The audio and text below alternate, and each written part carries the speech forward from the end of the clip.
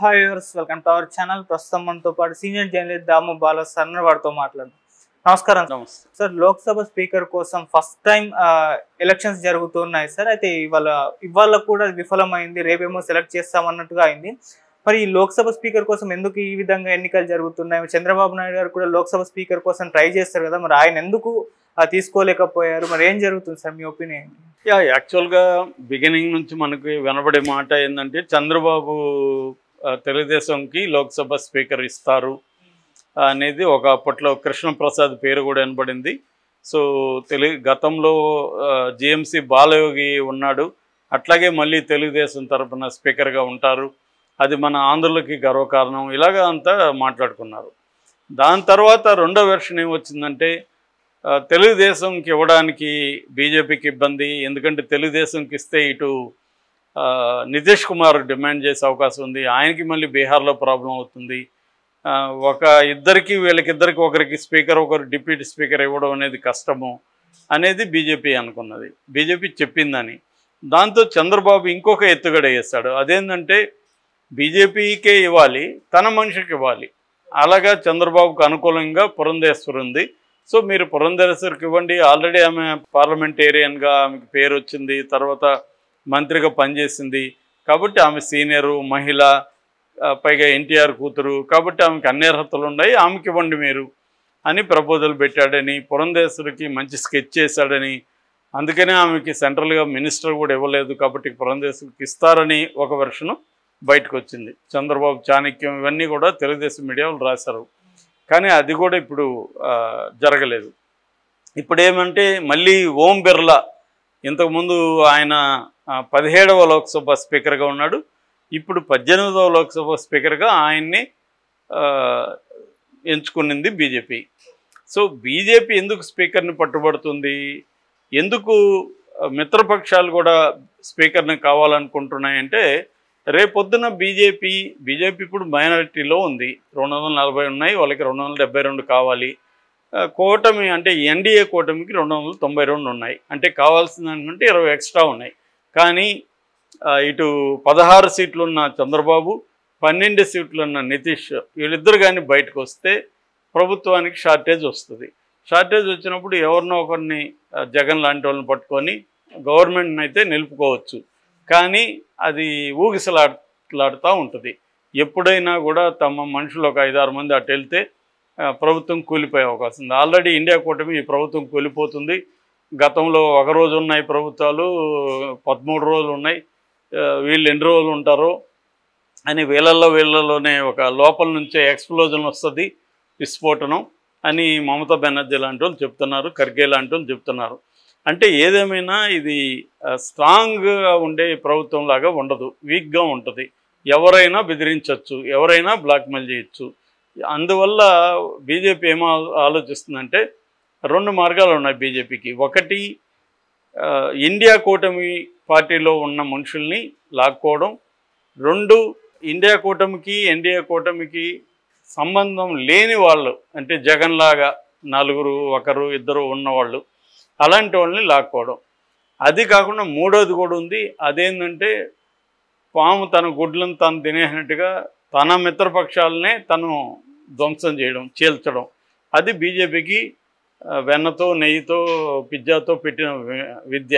ఎందుకంటే ఆల్రెడీ శివసేనను అలాగే మిత్రపక్షంగా ఉండే శివసేనను చీల్చింది, ఏఐడిఎంకేని చీల్చింది, ఎన్సీపీని చీల్చింది.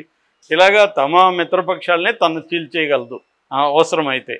అట్లా రేపొద్దున తెలుగుదేశంలో చీలికలు తీసుకురావచ్చు, ఈ 16 మందిలో 6-7 మందిని లాగేయచ్చు, మన నితీష్ జేడీలో లాక్కోవచ్చు. ఇలాగ తన వాళ్ళనే తను రేపు చీల్చేయచ్చు. చీల్చినప్పుడు స్పీకర్ తన వ్యక్తి లేకపోతే స్పీకర్ ఏం చేస్తాడంటే అనర్హత వేటు వేసే అవకాశం ఉంది. వేయకుండా చూసుకోవాలంటే స్పీకర్ తమ మనిషి కంపల్సరీగా ఉండాలి. అక్కడే ఎన్డీఏ కూటమిలో మిగతా పక్షాలు కూడా స్పీకర్ మనవాడైతే రేపొద్దున మనవాళ్ళు లాక్కుంటే వాళ్ళ మీద అనర్హత వేటు వేయచ్చు కదా అనేది వీళ్ళకున్న ఐడియా. కానీ బీజేపీ పట్టుబట్టింది, వదలలేదు. అందుకని చంద్రబాబు కానీ నితీష్ కానీ ఈ విషయంలో కాంప్రమైజ్ అయ్యారు. అందుకే చంద్రబాబు మీద ఇక్కడ జగన్ పెద్దగా విమర్శలు చేయట్లేదు ఈ విషయంలో, కానీ అక్కడ బీహార్లో విమర్శలు చేస్తున్నారు. అంతెందుకు మన ప్రశాంత్ కిషోరే అక్కడ విమర్శలు చేస్తున్నాడు. ఈయన నితీష్ కుమారు స్పీకర్ పోస్ట్ అడగట్లేదు, ప్రత్యేక హోదా అడగట్లేదు, చెరుకు ఫ్యాక్టరీలు అడగట్లేదు, మన పిల్లలకి ఉద్యోగాలు అడగట్లేదు. 2025లో జరిగే రాష్ట్ర ఎన్నికల్లో మాత్రం తనకు ముఖ్యమంత్రి అడుగుతున్నాడు, మళ్ళీ తనే ఉండాలని అడుగుతున్నాడు. రాష్ట్ర ప్రయోజనాల్ని తన సొంత ప్రయోజనాల కోసం తాకట్టు పెడుతున్నాడు అని ప్రశాంత్ కిషోరు ఆల్రెడీ మాట్లాడుతున్నాడు. సో ఈ కాంటెక్స్లో చంద్రబాబుకి లక్కీగా జగన్ ప్రతిపక్షంలో ఉండడం వల్ల జగన్ దీని మీద పెద్ద పోరాడే పరిస్థితి ఇప్పుడు లేదు. ఎందుకంటే జగన్ డిఫెన్స్లో ఉన్నాడు, అఫెన్స్లో లేడు. తన్ను తాను కాపాడుకోవడం, నిలబెట్టుకోవడం, తను జైలుకి పోకుండా చూసుకోవడం ఎలాగా ఈ ప్రోగ్రాం జగన్కు ఉంది. ఇప్పుడు జగన్ నేను ప్రజల తరపున నీతో పోరాడతాను అని చెప్పి ఇప్పుడే రంగంలోకి దిగే పరిస్థితి లేదు. అందుకని జగన్ సాధారణంగా అందరూ చెప్పే విధంగానే ఇప్పుడే కదా ప్రభుత్వం వచ్చింది, ఒక 6 నెలలు చూద్దాం అనేది చెప్పాడు. అందువల్ల చంద్రబాబుకి ఇప్పుడు ఎవరికి చెప్పుకోవాల్సిన అవసరం లేదు కాబట్టి ఆయన ఎందుకన్నా మంచిదనే ఒక మాట మాట్లాడాడు. అదేంటంటే రాష్ట్ర ప్రయోజనాలు ముఖ్యం, పదవులు కాదు. సో పదవుల కోసం పట్టుబడితే రాష్ట్ర ప్రయోజనాలు ఇబ్బంది అవుతుంది అనేది ఆయన మాట్లాడాడు. అది ఆయన మాట్లాడిన దాని వెనక ఉద్దేశం ఏదైనా అది కరెక్టే. ఎందుకంటే నువ్వు నిజంగా ఇవ్వాల్సింది రాష్ట్ర ప్రయోజనాలకి ఇంపార్టెన్స్ ఇవ్వాలి. అయితే రాష్ట్ర ప్రయోజనాల కోసం పదవులు కూడా ఉండాలి. అక్కడ పదవులు లేకుండా రాష్ట్ర ప్రయోజనాలు నెరవేరవు. నీ మంత్రి మంచి శాఖ లేకపోతే నీకేమీ నెరవేరుతాయి ఇక్కడ. సో నీ పట్టు పెరగడం అంటే ఏంటి అర్థం? ప్రభుత్వంలో నీ పట్టు పెరగాలి, పెరిగితే కదా నీకు వచ్చేది, లేకపోతే నీకు ఎట్లా వస్తుంది?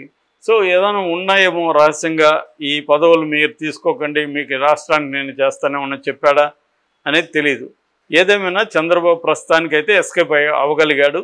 అది ఎల్లకాలం అవ్వదు. నిజంగా ఏమైనా తీసుకురావాలి అంటే ప్రత్యేక హోదా కాకపోతే ప్యాకేజ్ అన్న తీసుకురావాలి, పరిశ్రమలు తీసుకురావాలి, కేంద్ర ప్రభుత్వ రంగ పరిశ్రమలు, ఎడ్యుకేషన్ ఇన్స్టిట్యూట్స్, తర్వాత అమరావతికి ఫండ్స్, పోలవరం కంప్లీషను, తన పథకాలు సూపర్ 6కి సెంట్రల్ గవర్నమెంట్ అండ, ఇవన్నీ చంద్రబాబు తేలేకపోతే మాత్రం చంద్రబాబు ఫెయిల్యూర్ క్లియర్గా బయటకు వచ్చేస్తుంది. మరి ఎంత తేగలడు అనేది చూడాలి. ఏదేమైనా ఇప్పుడు ఎన్డీఏ కూటమికి అయితే స్పీకరు లేదు, డిప్యూటీ స్పీకర్ లేదు. స్పీకరు డిప్యూటీ స్పీకర్ రెండు కూడా బీజేపీనే పెట్టుకునింది. ఇక దీన్ని కన్విన్స్ చేయడానికి ఏకగ్రీవంగా, ఎందుకంటే ఇప్పుడు మనకి స్వాతంత్రం వచ్చిన కాలం నుంచి కూడా పార్లమెంట్లో లోక్సభలో స్పీకర్ అనేది ఎన్నికలు ఎప్పుడు జరగల, ఏకగ్రీవమే. అంటే ప్రతిపక్షాలతో మాట్లాడుకుంటారు. జనరల్గా సంప్రదాయం అంటే స్పీకరు అధికార పక్షం, డిప్యూటీ స్పీకర్ ప్రతిపక్షానికి ఇస్తుంటారు, బ్యాలెన్స్ అవుతుందని. కానీ ఈసారి ఇవ్వలేదు. ఇవ్వకుండా బీజేపీ నాయకులు ఇండియా కూటమి నాయకుల్ని కలిసి మీ మద్దతు ఇవ్వండి అంటే రాహుల్ గాంధీ క్లియర్గా ఏం చెప్పాడంటే మామూలుగా సంప్రదాయ ప్రకారం స్పీకర్ మీరు తీసుకోండి, డిప్యూటీ మాకు ఇవ్వండి, మేము సపోర్ట్ చేస్తూ ఉన్నారు. అట్లా ఇవ్వడానికి కుదరదని బీజేపీ వాళ్ళు చెప్పారు. కుదరకపోతే మేము పోటీ పెడతామని ఇప్పుడు వాళ్ళు పోటీ పెడుతున్నారు. అతని పేరు కొడికున్నల్ సురేష్ అని, కేరళ కాంగ్రెస్ నాయకుడు. ఆయన ఇంతకుముందు కేరళ ప్రదేశ్ కాంగ్రెస్ కమిటీ అధ్యక్షుడిగా ఉన్నాడు, వర్కింగ్ కమిటీ అధ్యక్షుడిగా ఉన్నాడు, 8 సార్లు పార్లమెంట్కి ఎన్నికయ్యాడు. అంటే సుదీర్ఘమైన పార్లమెంటేరియన్, ఆయన అనుభవం ఉన్న వ్యక్తి. సో ఆయన వివిధ పోస్టులు ఉన్నాడు. ఆయన క్షుణ్ణంగా పార్లమెంట్ని ఎలా నడపాలి అన్నీ తెలుసు. సో ఆయన కరెక్ట్గా దానికి సూటబుల్ వ్యక్తి కాబట్టి ఇప్పుడు వాళ్ళు పోటీలో నిలబెట్టారు. ఖచ్చితంగా ఓడిపోయే అవకాశం ఉంది, కానీ ఈ పోటీ అనేది ఇప్పటివరకు జరగలేదు. సో ఫస్ట్ టైం ఇది. వాళ్ళని విరమింపజేయాలని బీజేపీ శాయశక్తులు ట్రై చేస్తుంది, కానీ కుదరట్లేదు. ఎందుకంటే డిప్యూటీ మాకు ఇస్తే మేము సపోర్ట్ చేస్తూ ఉంటున్నారు. సో ఫస్ట్ టైం ఎన్నిక జరుగుతుంది. ఏదేమైనా బీజేపీ ఇప్పటి వరకు చూసుకుంటే ఈ కోయిలేషన్ ప్రభుత్వంలో బీజేపీ తన పట్టు అయితే నిలుపుకునేది. మంత్రివర్గ కూర్పులో కావచ్చు, తర్వాత తను అనుకున్న పాలసీలని ముందుకు తీసుకెళ్ళడం కావచ్చు,